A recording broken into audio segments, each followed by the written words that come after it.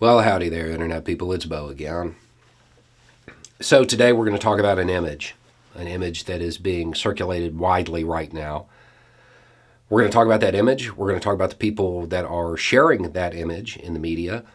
We're going to talk about some subtlety in that image that is almost certainly being missed. And we're going to talk about a secret when it comes to that image, something you're probably not going to hear on a lot of outlets. If you don't know what I'm talking about, the opposition in Afghanistan chose right now to surface an image. Remember that term, surface. To surface an image of their forces posed like the Marines at Iwo Jima. That iconic image of the American flag being hoisted, the pole being pushed up. That image is being shared widely in the United States by people in the media, political commentators, people who should understand how information works. They should know everything that I'm about to say. If you don't deal in information as your trade, you don't really have a reason to know this. But those who put this out there, those who carried this messaging forward, they absolutely should. They should know. That image is military propaganda. Military propaganda can serve a number of purposes, but it falls into two real categories. The first is to inspire your side. The other is to demoralize the opposition. So your favorite pro-America political commentator that's carrying this should probably explain which one of those they're trying to accomplish. Given the fact that the attached messaging with this image is, look how weak we are. We're a laughingstock. It's a failure. Look at the American equipment, and that's Joe Biden's fault. That's what it's about. It's about using opposition propaganda domestically for their own political ends. People who I am certain still hold a grudge over Hanoi Jane are carrying opposition propaganda to the American people because they can use it politically. I'm going to suggest that if your political platform aligns so well with military opposition, maybe your domestic political platform needs a little bit of work. It's not really a good look, to use that phrase, but it does go well with that 99-cent American flag lapel pin that is supposed to show you are a patriot. Okay, the subtlety in this image that is being missed. When Americans see this image, when they see that image of the Marines at Iwo Jima, they associate it with the end of World War II. Right? The thing is, when people create images like this, when they create propaganda images, they do it in layers. There's a lot of subtlety to it. And the person who created this image, they certainly know what I'm about to say. That's not what it was.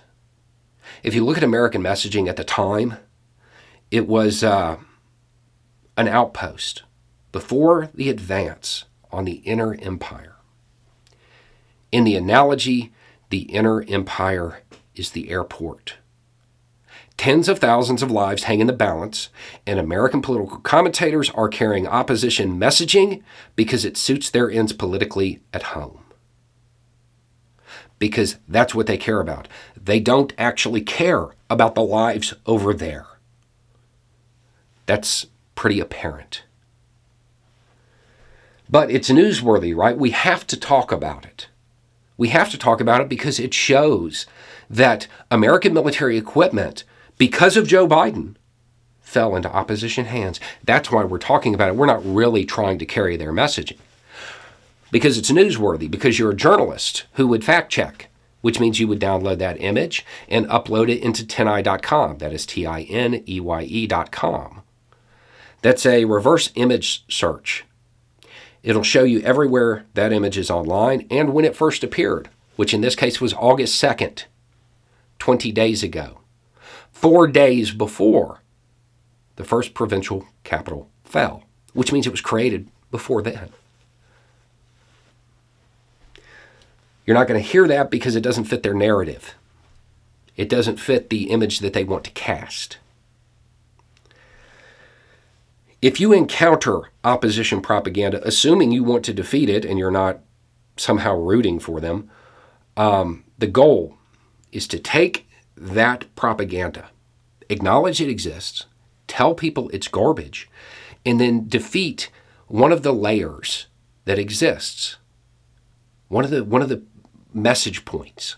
In this case, drawing a parallel between opposition forces in Afghanistan and U.S. Marines during World War II. I would suggest that that's probably a better talking point. That's probably a better story if you actually are pro-America. If you are America first. The thing is, the opposition there, they're objectively bad. People get mad when I say that. But it doesn't matter where you stand on the political spectrum. They're not the good guys. They're objectively bad. Just from a basic human rights standpoint, from fundamental human rights and equality, they're bad. From American national interests, they're bad. From geopolitical standpoint, they're bad. From an economic standpoint, they're bad. It doesn't matter what lens you look at it through. They're the bad guys. There aren't many times in American history when the U.S. military is in opposition to a group that is objectively bad. It doesn't happen often. It's happening now, and those with the American flag lapel pin who scream America first, who talk about how much they love this country and what great patriots they are, have decided to carry the opposition's messaging because it's good for them politically. Because on some level, their interests align. There are lives that are hanging in the balance. Tens of thousands of lives. Perhaps emboldening the opposition by carrying their messaging isn't a good idea. The only reason people are seeing this right now is because the outrage machine is carrying it, posting it on their personal social media, talking about it on their show, showing the image constantly. That's why people are seeing it. It's been online for 20 days. They surfaced it right now to send a message. And it's a message that many are willingly carrying, becoming unwitting accomplices in the dissemination of opposition propaganda.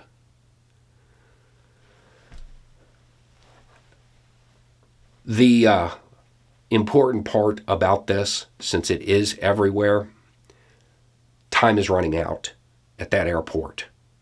They're sending a message. Time is running out.